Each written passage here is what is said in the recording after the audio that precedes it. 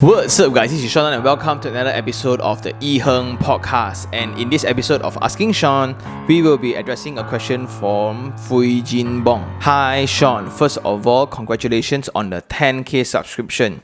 Thank you very much. I have a few questions on property investment and would like to ask for your opinion and advice. I am a Malaysian in the mid-30s working in Singapore. I have bought a house in my hometown Kuching 6 years back and going to finish a loan. And I am thinking of purchasing my second property in KL for rental and might consider for my own stay when I retire. Question. I understand that the consideration between buying and own stay and also investment is different. How do I juggle between these two if it's for both? I am currently looking at the Goodwood residence in Bangsar South, which costs around 750,000 for a 3-bedroom unit. And the rental yield is around 4,000 for a fully furnished unit, which should be able to cover the monthly installment. Is 750 property considered high in terms of investment point of view, as it might be hard to flip the property in the future? Is it common for a leasehold property with no strata title in the future? What can I do about it? Does it affect the property price if I decide to sell it off one day? What is your view in early settlement of loan and then purchase the next property? Will it be too risky to take up multiple property loans at a time as the economy might not be always good? Looking forward to your response. Thank you, Marvis. So first of all, Marvis, thank you very much for the email and you are doing great lah. If you're working in Singapore and you can actually settle a house within 6 years, right? I can just only imagine the cash flow that you're having right now. And I like that the fact you are actually considering the second property already. And welcome to KL. The first question, right? How do you juggle between two, which is own stay and investment? My take on it is which one comes first. So how would I position it, right? Since you are already looking at the Goodwood residence, right? 750,000 for a 3-bedroom, which actually has 4,000 in terms of rental returns. I think in terms of investment, it already makes sense, right? So if it's all calculated already, right? Then I think it should be fine. So let's say 5 years down the road, do you want to stay there? But looking at the income level, right? I'm just guessing So I think somewhat 5 years or 10 years or 15 years later, when you really decide to come over and stay, right? By that time, you can already afford a new one already. So I would suggest to only look at investment for now, where I think in this calculation that it makes sense. So I would actually say, okay. Then 10 years, 15 years down the road, when you decide to actually retire in KL, right, in the future, then we talk later because you never know. Question 2, is it common for a leasehold property to not have strata title? I think it's very rare already. Like 10 years ago, before they actually changed the CF to CCC. I think it's 10 years ago. I forgot already. The process of CF and CCC is already sorted out, meaning last time it's the local authority's responsibility to issue, but now the architect actually certifies the building to be fit for occupancy. So that's why it's called CCC.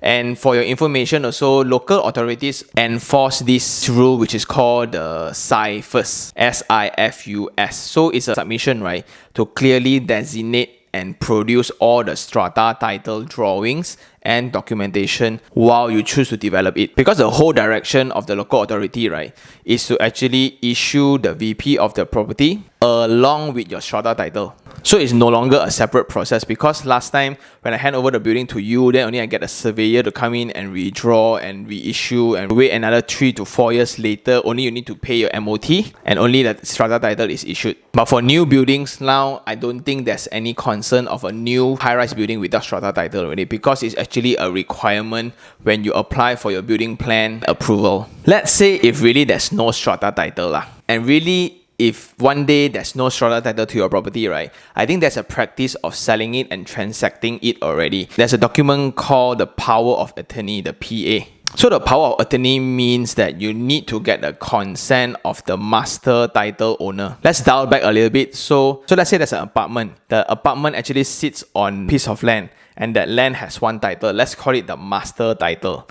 So let's say if I build 300 units on that master title, it's my responsibility to designate every parcel for every 300 units. So that's called strata title. And then your common areas such as your corridor, your swimming pool, your landscape and everything, right? So if without strata title, I want to sell my apartment, I will need to get the consent from the developer, which means that I will need a documentation called the PA, the power of attorney, to my lawyer that they give to prove that they provide the consent for me to transact from this owner to another owner. So that's transacting already lor. Question 3. What is my view on early settlement on loan and purchase up the next property? Well, it depends on your cash flow lah. So I think in your case, right, everything times 3 because of your Sing dollar, right? I think it doesn't matter already. But based on theory, it's best to leverage fully on whatever financial facilities that you have, because you are at your peak, right? And everyone will actually want to loan you money. So if I can actually use the minimum amount of cash and to leverage as much as possible at the financial facilities that I get, right, that will actually maximize my return way more. That's theory. But I would say it's actually based on individual. So if you have cash and you don't feel so comfortable by having a lot of loan because future might be uncertain, up to you. The only thing to look out for is the age limit lah. So because maximum we can get 35 years loan, so it means that the maximum age that we can get is around 60, 55 or 60, let's say 60 lah. Let's say 60 or 70 lah. So let's say 70, the latest time to actually maximize the duration, right, is actually by 30 or 35. And that's something to actually look out for. So a lot of people will actually prefer to drag the loan to the max so they can actually pay very little because to them it's a cash flow game. But it also depends on whatever strategy you are. Are you a property who actually only buy landed, so you target for capital appreciation, or are you a multiple cash flow property kind of person? So whether is it too risky or not, I have audience who have like 17 properties and all depending on cash flow. I also have audience where they have like fully owned 4 to 5 different properties. Again, back to the theory, is it an asset or liability? If you really fully pay up the property, right, then every month the rental that actually comes in is pure your profit because you no longer need to pay the bank for it. But then a lot of people will then advise that, okay, you take this property and you actually go refinance, you take out cash. Cash is better than that. As long as your rental can cover the installment, I use this cash to buy another thing. So there are a lot of ways, but it all depends on your intention. If you really want to go gao all the way, then I would say never settle your loan. But if you really want that peace of mind, okay, I got 2 until my 3rd one, until my 4th one. Someone set an expectation of how much you want to be worth. Let's say 2 million. Like let's say your coaching one is, let's say 500,000.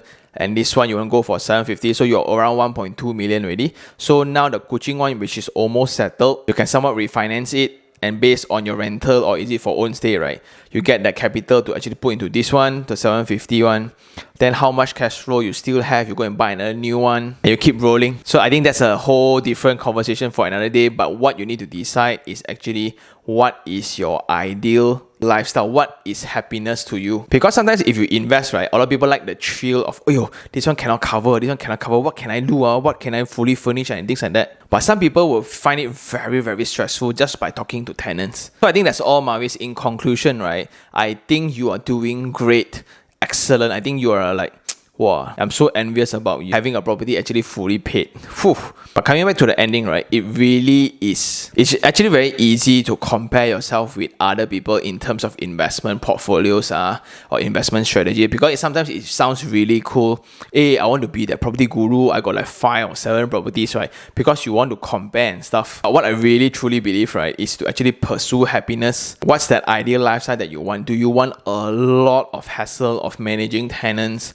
Or I just want to buy 1 or 2, the rest I put in cash. Whatever you like, there's no right or wrong as long as you're happy, right? I think happiness is key. And I think that's all for this episode. For any other audience who have questions regarding real estate, just email me at taniherng@gmail.com, taniherng@gmail.com, or you can just shoot me any questions at iherng at LinkedIn, Instagram, Facebook, and etc. So I think that's all. If you really like this episode, like it, share it, and even subscribe for more information like this. Until next time, this is Sean Tan. Ciao.